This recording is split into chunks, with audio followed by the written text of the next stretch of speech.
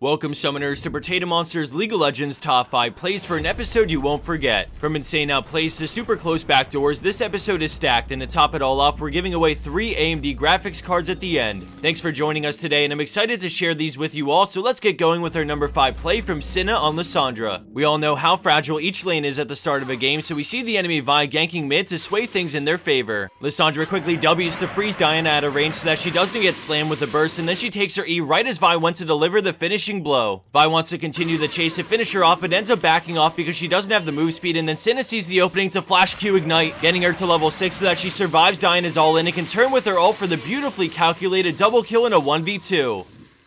Let's move locations for our next play as we visit the bot lane with Paku on Jinx, showing off some sweet synergy with Thresh. Right off the bat, we see Rengo coming in from River to gank, but Paku sees the collapse and flashes the bola and flash stun from Annie as Thresh pulls her away with the hook.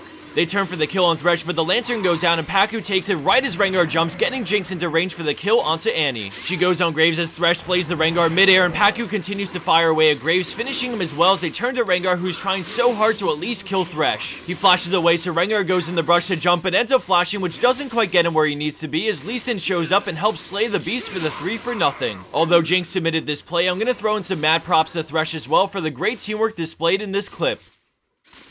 Our number 3 play by Zeus on Riven is short and sweet, but definitely packs a big punch. In the beginning, we see her slip into the brush as 4 enemy players chase Graves, thinking they've gotten a free pick. Riven holds her position and readies her Q, popping the ult before queuing over the wall into a massive 4-man knock-up stun and instant triple from the burst. Not only does Graves get away in this play while Riven bodied 3 of them, but they also chase down Amumu for the unofficial quad over to Riven. We've all come across that one player that never runs to their team when in trouble, so it's really refreshing to see a catch on Graves get turned into a beautifully executed trap. Incredible setup with the Q over the wall, stun, and follow-up burst between the ult and Hydra.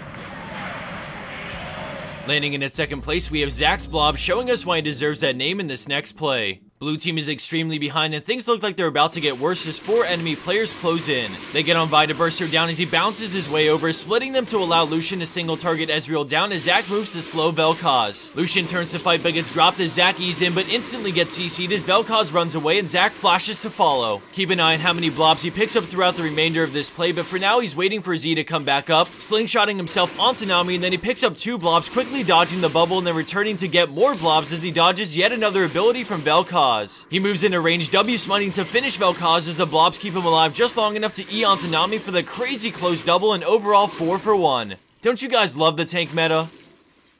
And for number 1 pro play for this week, we have Cyrianox on Italy with a play that had me on the edge of my seat. Things are so close, but the enemy team has an open nexus, so blue team is looking to bring this game to an end. The enemy's Zed gets denied on his recall, and now blue team sees the opening to run down mid to win, so Italy chases Nasus and Zed so they can't recall. She heals to full and then launches out a spear, connecting it on the dog as she continues after them while her team rushes mid. Her trap spots the Corki, also recalling, and she stops him with a spear, but he valks away, and this poor Zed is about to recall, but she makes him fight, getting the kill. The enemy Nasus teleported back to defend the base, so let's pull up what's going on over at the Nexus as Nidalee hustles to get over there as soon as possible. Despite the great attempt to rush the Nexus, red team's late game between Nasus and Fizz are just too strong and they successfully hold off blue team's attack. Nidalee's in a weird spot here, but she decides to back off as the enemy Corki fires some rockets, but she jumps over the wall and then perfectly heals his flash auto, shielding the next auto before jumping the wall again and escaping for now. While she holds her breath and continues to run away, we see Fizz take down the friendly Lux, so now it's really up to Cyrianox to make the player go back to defend. Corki spots her when she jumps over the wall and he instantly W's forward, getting right on her tail. Although this must be so intense, she stays composed and gets over the wall, running for her life as a beautiful W jumps her barely out of range while she beelines it to the Nexus. Everyone is closing in, but she starts the X-Peke, going back to cat form to WQ as Corki gets into range as she delivers the finishing blow to take the victory in dramatic fashion.